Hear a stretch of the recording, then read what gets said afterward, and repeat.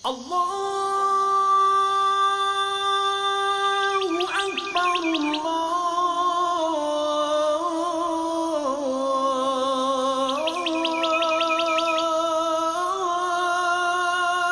Akbar. Alhamdulillahi Rabbil Alamin. Vessalatu vesselamu ala seyyidina Muhammed ve ala alihi ve ashabihi ecma'in, amma ba'd.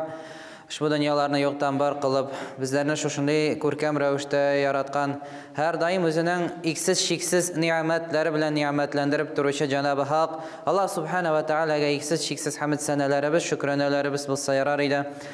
Hamda alamlarga rahmat bo'lib yuborilmish, har doim ummatim deb bizning uchun duo qilgan, bizning uchun tirishgan suyukli payg'ambarimiz Muhammad Mustafa sallallohu alayhi va sallamga ko'ngillaribizning turlaridan chiqib turgan salovat sharifalarimiz erishsa yarar. Alhamdulillah, hurmatli din qardoshlarim, kun ortidan kun o'ta, endi Rajab oyining 26-kunini borib yetdik bugun. Hamda endi bugun quyosh boyu bilan endi 27-kechasi boshlana. Ulda endi ko'p rivoyatlarga ko'ra bizning ulda bo'lsa Isro ham Mi'raj kechasina to'g'ri keladi. Hamda anglab ketganligicha endi bugungi jumg'amiz shunga bag'ishlanacak. Albatta bu voqeani hurmatli din qardoshlarim сөйлей boshlasang oylar bo'yi сөйләп bo'la. Hamda eng qizig'i narsada xabarlarda qarasak, Peygamberimiz sallallohu alayhi va sallam Isra Mi'raj borib qaytqashdan bilamiz, qiriyinda qumg'oni turaydi suv bilan, ketganda suvi dirildab qolgan edi suvning usti, kiri qaytganda suvi dirildab tinchlanmagan edi.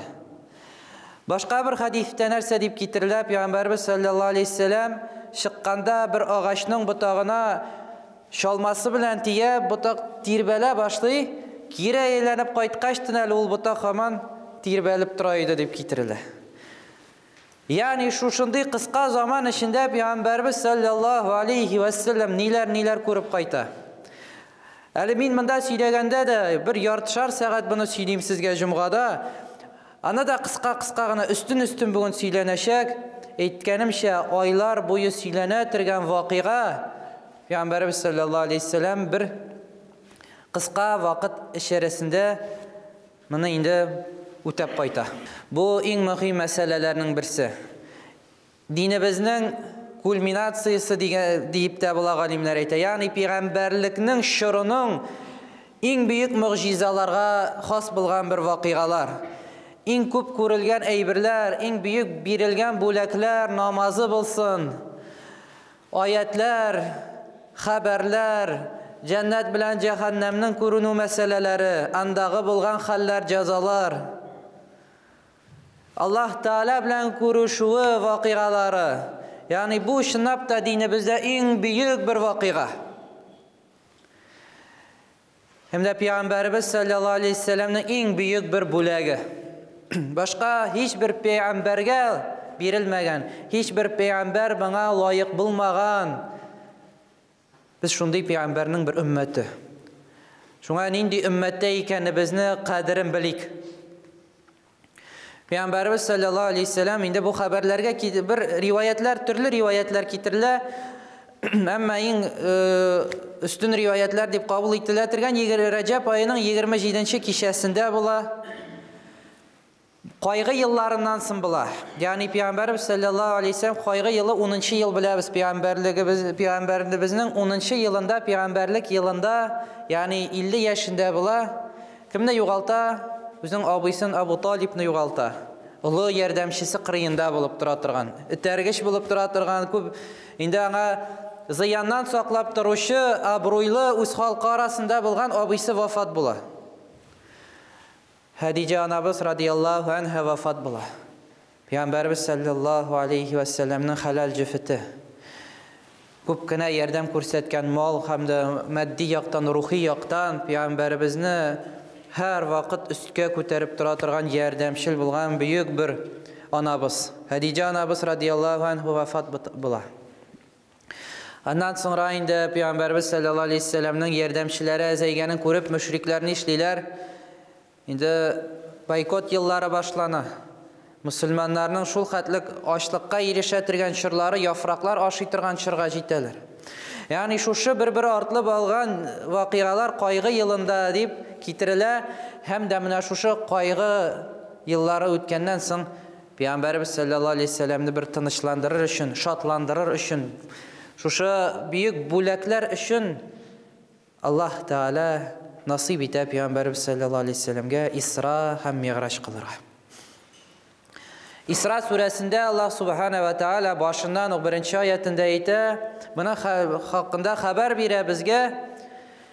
Ягъни без аны ди Исра кылдык ди харам җирлегеннән кая кылды? Кудус җирлекләренә. Мәсҗидил Акса җирлегенә Исра кылды дип Пәйгамбәр саллаллаһу алейхи вәсәлләм лейлән, ягъни бөтен төн буенча түгел, төннең бер өлешендә. Исра дигән сүз, хөрмәтле дин кардәшләрем, гарәп телендә Исра дигән сүз аңлата лугатта төнне йөрүшне, төндә сәфәр итү. Ягъни күреп торабыз гарәп телен нинди бай тел. Хәтта ки көндез йөрүшенең аерым сүзе бар, төнне сәфәргә чыгу, төнне йөрүшенең аерым сүзе бар, Исра дип атала. Бу лугат мәгънәсе шариатта истилаһтагы мәгънәсен аңлыйбыз.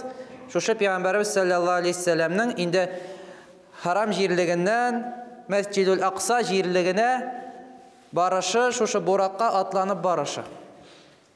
Бу Исра дип атала. Миғраҗ исә лугаттагы мәгънәсе баскыч дип китерелә, юксәлү, югарыга чыгу дигәнне аңлата.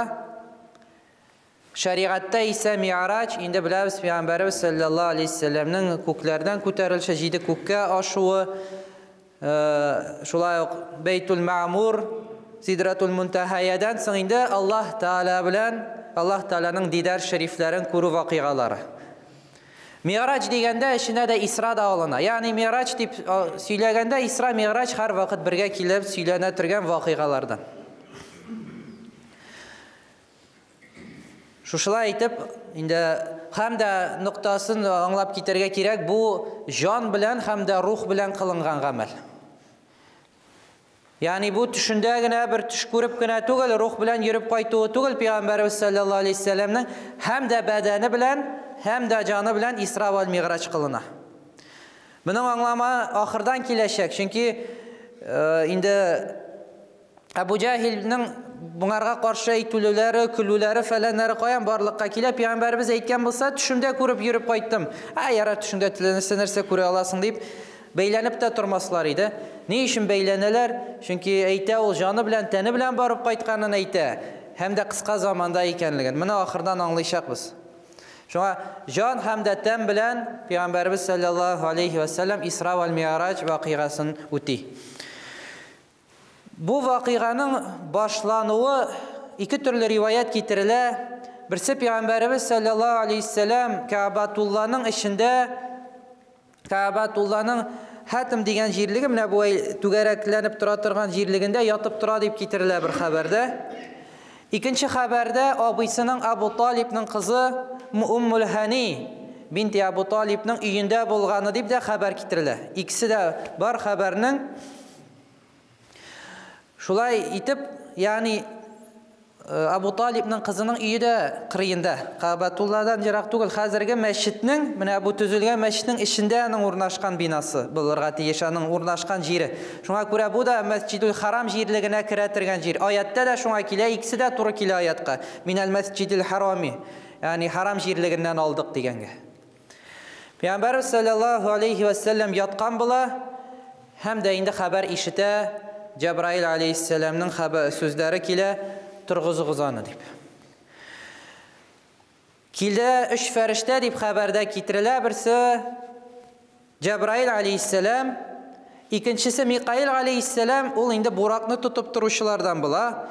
Өченче фәрештәнең исеме китерелми хәбәрләрдә, хөрмәтле дин кардәшләрем.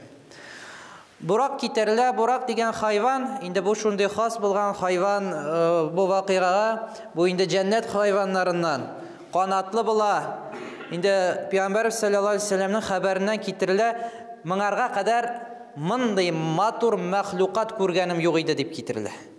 Ягъни дөньядагы булган бүтән хайваннардан да бу хайван матуррак. Ничек сайлануы, нигә шушы бурак барлыкка килгәне, буның хәбәрләре, төрле риваятлар бар. Безнең Хузур нәшриятының бастырылган китабы бар, 6 бармак дигән.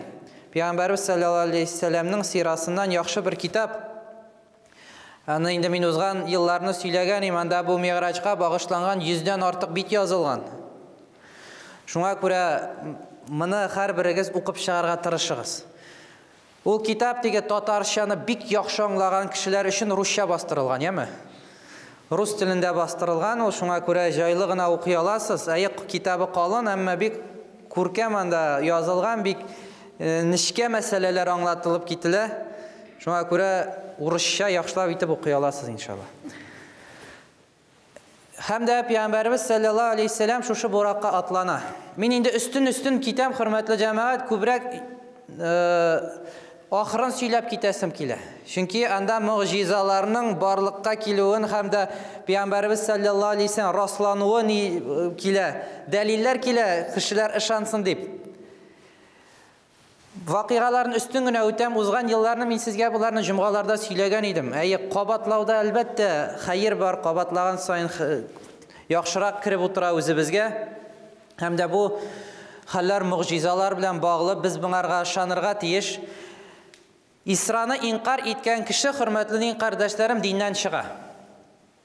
Ягъни кем әйтә, уйлана башлый икән, каралы ничек инде шушындый кыска мизгелдә Мәсҗидел Харам кая, Мәсҗидел Акса кайда, шушындый узун юлны айлар буе кешеләр дияләр белән барган юлны ничек инде Пәйгамбәрбез шушы бер мизгелдә үтә икән дип шик туа икән йөрәгегездә, инкар итә башлыйсыз икән, Алла сакласын, хөрмәтле кардәшләрем, моны инкар иткән кеше диннән чыга. Ни өчен? Аятын укып киттем. Аят белән расланган, аят белән бастырылган бу вакыйга. Миғраҗ мәсьәләсе сахих хадислар белән бастырылган. Моны инкар итүчене кафир димибез, әмма инде әһле сөннәт тышына чыккан кешеләрдән була, гөнаһкар затлардан була. Шуңа бу вакыйгаларны бер әкият итеп тыңлап утырмагыз, хөрмәтле дин кардәшләрем. Динебез матди дөнья гына түгел, динебез иң күбе рухи дөньяга байгыланган. Шуңа күрә хәзер менә шушы динебездә дә рухи дөньяга бер шумыйк. Намаз да бездән рухи дөнья таләп итә, дугалар да рухи дөнья таләп итә. Дуга кылу бит ул тел белән силкетү генә түгел, әле ышанырга да кирәк, Раббым шушыны кабул итә дип. Шуңа күрә динебез рухи дөнья белән тулган. Бу руханиятне шушы матди дөньяга шумып югалтмыйк. В чудеса немножко надо верить диеләр бит. Шуңа күрә моңарга да бу мөгъҗизаларга ышану шарт булып тора динебездә. Пәйгамбәрбез саллаллаһу алейхи вәсәлләм шулай итеп буракка атланып, инде юнәлә Мәсҗидел Харам җирлегеннән Мәсҗидел Акса җирлегенә. Юлында бик күп вакыйгалар була. Ишратулар, күп кенә ишратулар була. Туктап намаз укый, Мәдинә җирлегендә укый, хәбәр бирелә бу җиргә һиҗрәт кылачаксың дип. Муса алейхиссәламның туртавында сөйләшкән җирлекләрендә Пәйгамбәрбез саллаллаһу алейхи вәсәлләм аяклары тия. Бу хәл безгә нәрсәне күрсәтә? Изге җирләрне, пәйгамбәрләрнең булган җирләрен, хәттәки пәйгамбәрләрнең күмелгән җирләрен зиярат итү сөннәт. Чөнки Пәйгамбәрбез саллаллаһу алейхи вәсәлләм шушы сәфәрдә дә барганда хадисләрдә китерелә, шушы изге җирләрдә туктап намазлар кыла Аллаһ Таалага. Муса алейхиссәламның кабрын күрә, зиярат итә. Ягъни изге җирләрне зиярат итү бу сөннәтләрдән булып тора. Юлында Пәйгамбәрбез саллаллаһу алейхи вәсәлләм төрле төркем кешеләр күрә. Берсләреннән була кырыйларында чиста пак ризык була торып, сасыган шүплектән ризык ашап ятучыларны күрә. Булар кем дип сорагач, нинди хәбәр бирелә? Бу пак хатыннары була торып, халал җифетләре була торып, халал җифетләренә килмичә зина кылучылар. Аларның шушындый булачак җәзалары. эшүчеләрнең җәзаларын күрә Пәйгамбәрбез саллаллаһу алейһи ва саллям, ялган сөйләүчеләрнең һәм дә башкаларын. Монда күрә, әле җәһәннәмгә кергәннән соң да җәһәннәмнең ичендә булган хәлләрдә дә булар күрелә. Төрле кешеләр эшче юлында, берсе уң яктан сәлам бирә, берсе сул яктан сәлам бирә, үзенә карамакчы була. Бер хатын күрә, bir kart yaşı bir kartlı kişini küre selam birişi her bir sözüne karatmakçı bula. Cebrail aleyhisselam selam birme ut git kırılarından utup git diye beyte. Peygamber sallallahu aleyhi ve sellem alarga selamın birmi. Bular kim digeş? Birisi kim di? Birisi Yahudilerden davetçiydi di. Sinana selam birgen bolsan senin ümmetin Yahudilerge kirip gitar idi di. İkincisi soyaktan bulganı kim? Nasaralarının davetçisi di. Ana selam birgen bolsan ümmetin Nasara dinine gitar idi di. Yaşlı kart bulgan hatın kim idi di? Maturluk bizengen bütün yaktan altınlar bilen, kıymetli taşlar bilen batkan ul dünya idi di. Dünya soңгы günlerin yaşap in kurkem bizeklerin tışka çıgarıp senin ümmetinle aldarga tili. Senin selam birmedin senin ümmetin de dünyaya birişmezdi. Kart bir zat göre ansı iblis la'natullahi aleyhi. Ana selam birgen bulsan idi adaştırır idi bütün ümmetinni di. Yani şu şunday bir türküm vakigalar bula. Peygamberimiz sallallahu aleyhi ve sellem Mescid-ül Aksa jirligine erişkeş. Murakны beylep koygaş, mescidin içine kire. Anda bütün peygamberler toplangan bula. Emir kile peygamberlerinin aldına çık, namaz kıldır deyip. Peygamberimiz sallallahu aleyhi ve sellem'nin en üstün peygamberi ikenligi şagıla şuşunda da bütün peygamberlerge imam bulup basıp namaz kıla. Selamlaşa, söyleşe peygamberler bilen şuşunda. Şundan sonra indi mescidge çıkıp Kökə çığı meselesi barlıqqa kile. Köklerden bir nur bulup bir basqış düşüp dura. Cebrail aleyhisselam bilen birlikte şuşu basqış boyunca mine birge. Birinci kökə erişkeş kapkağa şaqilar. Ferişte aşağı. İsmail isimli ferişte. Kim bu deyip soruyu? Bu deyip Muhammed sallallahu aleyhi ve sellem deyip Cebrail aleyhisselam cevabın qaytara. Olar artık peygamber itip jiberildi mi? Ayy olar artık peygamber itip jiberildi. Matur itip selamlar berip qarşı alalar. Indi çünki köklerde haber var idi Muhammed sallallahu aleyhi ve sellem'nin şuşu vakigalar bilen kiluun. Alar ferişteler küteler idi.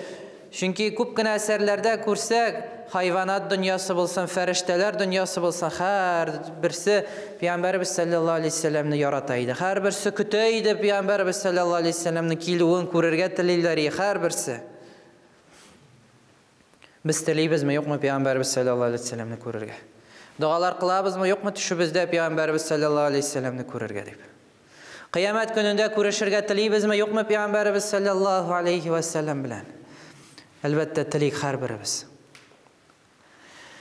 Şulay etip köklerde kuruşa Peygamberimiz sallallahu aleyhi ve sellem her bir kökte peygamberler bilen kuruşa. Birinci kökte Adam aleyhisselam deyip getirile. Adam aleyhisselam getirile eytile on yakka qaraganda yılmaya, sul yakka qaraganda yılı. Peygamberimiz sallallahu aleyhi ve sellem soruyu bu kim deyip hem ne için onga qaragaş yılmaya, sulga qaragaş yılı deyip. Cebrail aleyhisselam eyte bu Adam aleyhisselam atan deyip. Un yakka qaragaş anında un yağında toplangan cennetlik kişiler dey. Alarını görüp de ol şatlana dey özünün balalarından. Sul yakta toplangan qara yüzlü kişiler dey. Ol anın kavminden bilgan indi şuşu balaları cehennemlik balaları şuna alarını görüp yılı ol dey. Şulay etip ikinci kökte Yusuf aleyhisselam'ni göre, üçüncü kökte Yahya bilen İsa aleyhisselam'ni göre. Dörtüncü kökte İdris aleyhisselam, beşte Harun aleyhisselam, altıda Musa aleyhisselam'ni göre. Hem de şulay yok, indi yedinci kökte İbrahim aleyhisselam'ni göre. Beytül Ma'mur'a tirelip oturup, indi aldında getirile bir türküm balalar bilen, yani balıqqa erişkençi vafat bulgan cennetlik balalar kırıyında otura, yılmayışıp, şatlanışıp. Her bir kökte peygamberler bilen söyleşe, selamlaşa, haberlerin ala. Yani eyten bit Узак сөйләшүләр монда инде сөйләп китерлек түгел. Ибраһим алейхиссалам белән күрешкәннән соң инде Бәйтул Маъмурның эченә кереп намаз кыла. Бәйтул Маъмур җирлегебездә булган, җирлегебездә шушы хөрмәтле булган җир Кәгъбатулла булса, күкләрдә инде 7нче күктә булган Бәйтул Маъмур. Һәм дә хәбәрдә китерелә, һәр көнне Бәйтул Маъмурны 70 мең фәрештә таваф кыла, һәм дә дөньяның яратылышыннан алып Кыямәт көненә җиткәнче һич бер фәрештә кире кайтып анда тагын бер тапкыр таваф кылмый. Күз алдыгызга китерегез. Күпме еллар дөнья бар, һәр көнне 70 мең фәрештә һич берсе кире әйләнеп кайтмый. Аллаһ Тааланың гаскәре нинди бөек. Шуннан соң инде Сидратул Мунтахая дип аталган җиргә барып ирешәләр. Бу бер агач, хөрмәтле җәмәгать. Хәбәрләрдә китерелә, яфраклары фил колаклары кадәр һәрбер яфрагы. Олы җимешләр, матурлыгы, һич бер аңлатмаслык бер матурлык. Һәм дә шушыңарга барып җиткәч, инде Җәбраил алейхиссалам әйтә, мин артык өскә, инде миңа алга таба барырга рөхсәт юк. Һич бер фәрештә bundan алга таба үтә алмый. Моңарга үткәнчә елга бында китерелә, елга ага шушыннан, хөрмәтле җәмәгать, 4 елга дип китерелә. Бу нинди елгалар дип сорый Пәйгамбәрбез саллаллаһу алейхи вассалам. Җәбраил алейхиссалам әйтә, 2 елга бу дөньяга чыга торган, 2 елга инде ахирет елгаларыннан. Бу дөньяга чыга торган Нил белән Фырат елгасы, хөрмәтле кардәшләрем. Ягъни аларның башлангычы шуннан чыга. Шуңа күрә бәрәкәтле елгалардан тора булалар. Тарихта да карасагыз, күпме еллар буе инде бу Нил елгалары тирә-юнендә инде күпме халыклар яши, бәрәкәтен күреп. 2 инде ухрави елгалардан булганы, берсе Рахмат елгасы, берсе инде Кәүсәр шишмәләреннән дип китерелә. Пәйгамбәрбез саллаллаһу алейхи вассалам рахмат суларында гүсүлләрен алып, инде чистарынып дәвам итә. Җәбраил алейхиссалам туктап кала, әйтә, чөнки мин әз генә дә моннан атласам ди, мин янып үләчәкмен ди. Фақат Пәйгамбәрбез саллаллаһу алейхи вассаламга шушыннан инде вакыттан һәм дә мәканнан чыгарга рөхсәт була. Ягъни чыга вне времени и вне пространства. Артык вакытта, мәканда юк. Моны без инде үзебезнең акыл белән аңлый алмыйбыз. Чөнки безнең акылыбыз дөньяви бер акыл булганга күрә, шикле булганга күрә, бу мәсьәләләрне без инде ахирәттә генә аңлыйчакбыз. Аллаһ Тааланың дидар шәрифләрен күрә. Аллаһ Таала белән сөйләшә, һәм дә беренче сүзләре булып, «Ат-тахияту лиллаһи вас-салавату ват-таййибат». Аллаһка бүтән иң күркәм сәламнәр булсын дип, бүтән дугалар, бүтән гыйбадәтләр, мөлкләр хас Аллаһ Таалага генә. Ассаламу алейка я юхан наби ва рахматуллахи ва баракатух дип Аллаһ Таала җавап бирә. Ягъни Пәйгамбәргә сәлам кайтарып, бәрәкәтләр, рәхмәтләр булсын дип. Пәйгамбәрбез саллаллаһу алейхи вассалам бит инде һәр вакыт үзе өчен генә уйламый. Өммәте өчен дә кайгыра. Нәрсә дип шунда өстәп куя?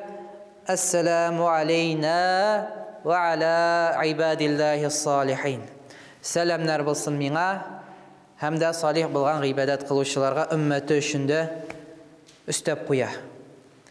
Моны ишетеп торган Җабраил алейхиссалам өстәп куя: Ашхаду ан ла илаха иллаллаһ ва ашхаду анна Мухаммадан абдуху ва расулух. Бу сүзләрне кая кулланабыз? Намазда һәрберебез һәр көнне ат-тахиятта утырганда укыйбыз. Ат-тахияту лиллаһи вас-салавату ват-таййибат дип башланып китә торган юлларның чыганагы шушында. Бу сүзләр шушыннан бүләк ителгән сүзләр. Пәйгамбәрбез саллаллаһу алейхи вассаламның монда аралашулары, хәбәрләре күп, хөрмәтле дин кардәшләрем. Бүләкләрдән бирелгән, бүләкләрдән әйтеп китим. Шушында бүләкләрдән бирелә шушы тәхият сүзләре. Бақара сүрәсенең соңгы 2 аяты «Әмәнәр расулу» дип башланып китә торган һәр көнне ястү намазыннан соң һәрберебез тырыша онытмыйча укый торган аятлар, иншаллаһ, әйме. Шулай ук, әлбәттә, иң бөек бүләк. Иң бөек бүләкне, хөрмәтле дин кардәшләрем, Аллаһ Тәала пәйгамбәребезгә турыдан-туры үзе тапшырды. Ул да булса 5 вакыт намазыбыз. 5 вакыт намазыбыз безнең иң бөек бүләгебез. Әгәр дә без бу намазны кылмыйбыз икән, димәк ки без Аллаһ Тәаланың иң бөек бүләген, миңа синең бүләгең кирәк түгел дип алып ташлаган кебек булабыз. Иң бөек бүләкне Аллаһ Тәала үзе турыга Җәбраил алейһиссалам аша түгел, турыга тапшырылды. Әле буның вакыйгасын да беләбез бит. Башта күпме бирелде? 50 ракагат итеп бирелде. Пәйгамбәрбез саллаллаһу алейһи вассалам кайтып барганда Муса алейһиссалам туктады, я Расулуллаһ. Нәрсә бирде Аллаһ Тәала сиңа, синең өммәтеңә? 50 ракагат намаз бар кире кайтты. Үти алмаячак җәмәгатең ди. Халкың, өммәтең 50-не үти алмаячак. Мин моны күрдем инде, минем башымнан үтте инде, өммәтем үти алмады, бар сыра азайтсын дип Аллаһ Тәала дип. Кире кайта, әзәйтә тагын төшә. Муса алейһиссалам тагын азрак сыра дип. Шулай бер никадәр Пәйгамбәрбез саллаллаһу алейһи вассалам Муса алейһиссалам белән Аллаһ арасында шулай йөри. Соңышта күпме булды дигәч Муса алейһиссалам 5 булды ди Пәйгамбәрбез саллаллаһу алейһи вассалам. Үти алмаячак өммәтең ди. Тагын азрак сыра ди. Юк ди, артык уялам сырарга ди. Булай да бит инде 50-дән 5-кә төшерде, уялам артык сырарга ди. Шундан күктән тавыш иңә, артык хөкемем расланды. 5 вакыт намаз фарыз кылынды. Намаз 5 вакыт, әмма укылганның савабы 50 намаз кебек. Һәр бер изге гамәл кылынган бу өммәттә 10-га тапкырлана. Бер изгелек уйласаң савап, шуны гамәлгә ашырсаң 10-га тапкырлана. Бер гынах уйланса, уйланып кылынмаса гынахы язылмый. Бер гынах уйланып гамәлгә ашса, бер генә гынах языла. Нинди бөек бер рәхмәт Аллаһ Тәала тарафыннан безгә. Муса алейһиссаламга да рәхмәтләр булсын, Аллаһтан рәхмәтләре булсын. Чөнки безнең өчен нинди җиңеллек бирде. Ягъни әйтәләр бит теге үлгәннәрнең файдасы юк дип кайберләре тартыша башлый. Менә Муса алейһиссалам вафат булган кешеләрдән, исәннәрдән дә файдасы күбрәк. Без бу дөньяда яшәгән кайбер исәннәрдән дә күпкә файдасы бар. Аның рәхмәте белән инде Аллаһ Тәала инде намазны әзәйтеп 5 вакыт намаз бирелә, савабы 50 вакыт кебек. Әлхәмдүлилләһ, Аллаһ Тәала һәммәбезгә шушы 5 вакыт намазны җиренә җиткезеп кылырга насыйп вә миясәр әйләсен. Шулай ук шатлыклы хәбәрләрдән кемдә кем бу өммәттә әшһәду ан ла илаһа иллаллаһ ва әшһәду анна Мухаммадан абдуху ва расулуһ әйтеп моңарга туры булып, ягъни бу сүзләрне инкар итмичә вафат итеп китә икән, аңа ул кешегә вәгъдә ителгән җәннәткә керү. Шушындый күркәм хәбәрләр Пәйгамбәрбез саллаллаһу алейһи ва саллям инде кайтырга чыга. Кайтырга чыкканда, хөрмәтле җәмәгать, моңынча әле мин үзем дә хәбәрләрдә ишетмәдем. Бер риваятта, моны кызык бер тәфсирдә күрдем, моның риваятын сезгә дә җиткезәм, яңалык бер булсын. Һәр бер кайтканда әйтелә, фәрештәләр Пәйгамбәрбез саллаллаһу алейһи ва саллямга сәлам биргәннән соң әйтәләр, өммәтең хиҗама кылырга онытмасын дип әйтәләр. Өммәтең хиҗамасын кылсыннар дип, каннарын чыгарсыннар дип әйтәләр. Моңынча кадәр үзем дә ишетмәгән идем, хөрмәтле дин кардәшләрем. Шуның белән hastalıktan da aranırlar, sihirden de aranırlar, şeytandan da aranırlar deyip getirildi. Bu tege kan zdavat ituguna tugul Viyana'dan, hürmetli din kardeşlerim. Bu hicamet sünnet bu yolu boyunca bile biz nişik alına. Yani kan birdim gına deyip Viyana'dan kan zdavat ittim gına tugul sünnet boyunca ötegiz. Hicam aldırığız, Peygamberimiz sallallahu aleyhi ve sellem aylar sayın aldırgan deyip getirildi haberlerde. Peygamberimizni sihirlegenden soň da hicam aldı deyip haberde getirildi. Sihirden arınuğunun bir sebebi de şol Felak Nas suresi hem de hicamet kıldırığı deyip getirildi. Şuna göre hicamanın kan çıgarı, pişirak kan çıgı yağı da var, ruhi yağı da var. Eytip gittim bir dinimizde her bir ruhi dünya bilen bağlı. Sihirden de aranırga, şeytanlarının şığıuna da yol bulup dura. Şuna göre hicamı kıldırganda da ayet-el kürsülerinizni okup oturağız, kanınız çıkkanda. Tenigizden bilgan şeytanlar da çıksın. Şulay aytip Peygamberimiz sallallahu aleyhi ve sellem indi merdiven şu baskışlardan düşüp kiri qaytarıla hem de indi qayta Mescid-ül Haram jirligine turgan kalkan jirlerinden aytip gittik su tirbelip turuları şulay yok. Tirbelip turalı tıngı bitmegen sular kısa zaman arasında aylanıp qayta. Bir rivayetke göre ayttık Ümmül Hani'ye qayta deyip birisi iptaşları kırıyında yatkanda Mescid-ül Haram. Bu rivayetke qara Ümmül Hani yine qaytqaştın Peygamberimiz sallallahu aleyhi ve sellem Ümmül Hani'ye en birinçiden radiyallahu anhu söyley anarga bulgan vakigalarını. Ümmül Hani ayta ya Resulullah ul özü de müminlerden mümine hatın bula. Tamam ışandık sina de ya Resulullah. Ama ya Resulullah bir utanışım var sina de. Bir ökti bunu шығып uramdağı kişilerge söyley kurmadi.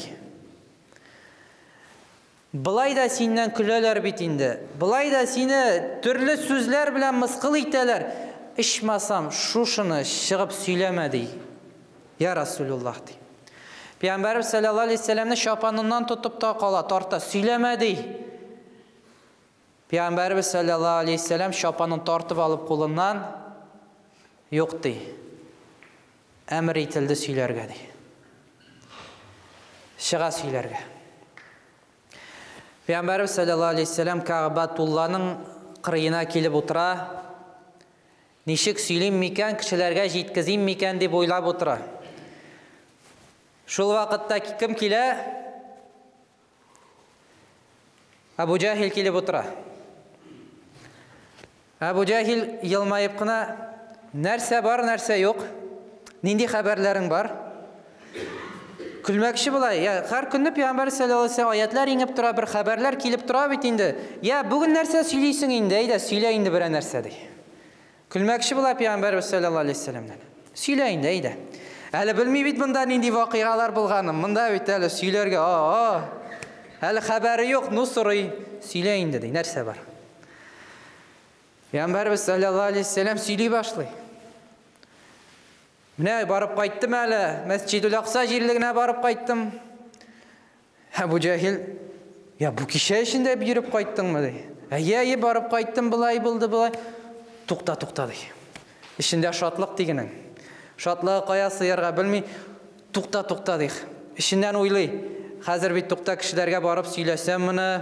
Anları kişiler kilse, yok bu ay bir söylemedim dese meni külküge kaldırır, tuktalı dey. Bulay bulganını başkalarga da ida söyleyip kişilerini şakırıyık ali mıskıl itesi kile Peygamberimizni.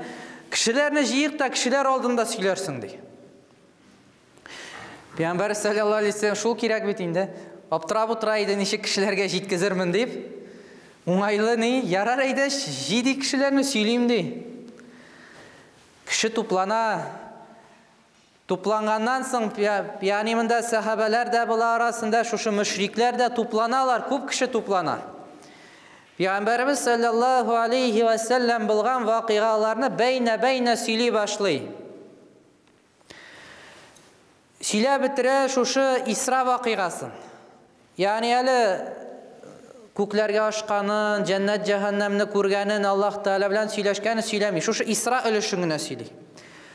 Şundan birisi tuqta dey, bildi dey. Ilikigilerin әлі әзімі көпмі башқа сыйдыра алайдым dey, әзгіне көпмі шанғалайдым dey. Müşriklerden birisi aytadi.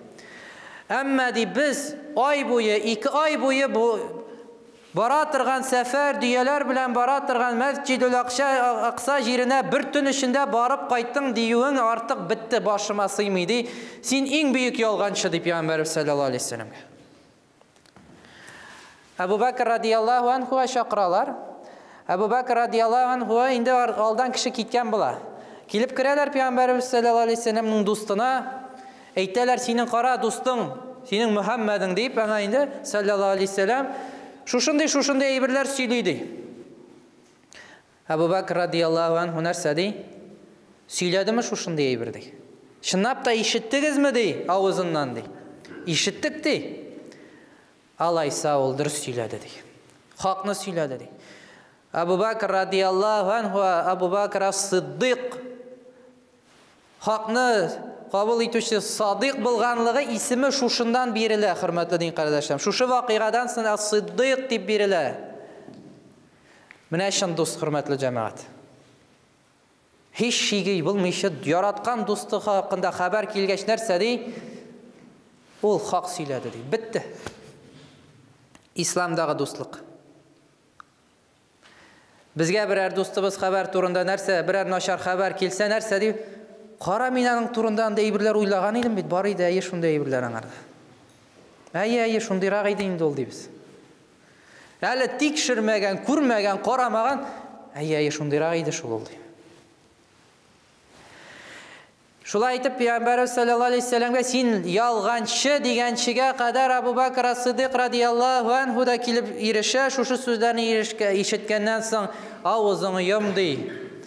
Nişik sen de bu kişiden әлі bu günge kadar bir yalgan işitmedin.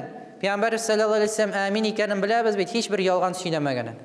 Hiçbir yalgan ağzından işitmedin, ne işin anan dey sözler eytesin deyip, uyal deyip ağzını yaptıra şunda.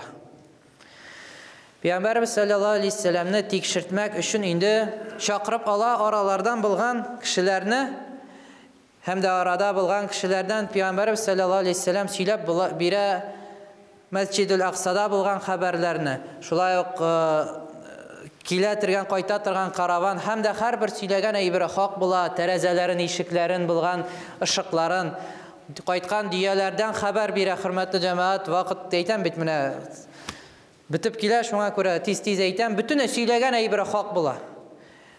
Vakitinde kilip kire karavanı, mucizalar barlıkka kilip, bu mucizalarını көрgenden sonra Müslümanların imanları indi kuvvetlene, müşriklerinin indi inançları, dağında ışanmauları artıp nerse deyler, artık biz anladık, sen sihirçilerinin en büyüğü deyler Peygamberimiz sallallahu aleyhi ve sellem'e. Buna kadar bunday sihirçi kurmadık, sen en büyük sihirçilerden, dünya kurmadan sihirçilerden deyinde Peygamberimiz sallallahu aleyhi ve sellem'ni mıskıl ederler. Şuna göre hürmetli din kardeşlerim, bu vakigalarını okup kitap indi her birimiz isket düşürük, büyük bu meselelerden, hem de Allah Teala namazlarımızın şu vakigalardan kıymetini anlap, 5 vakit namazımızı yerine jetkizip okurga nasip ve müyesser eylesin.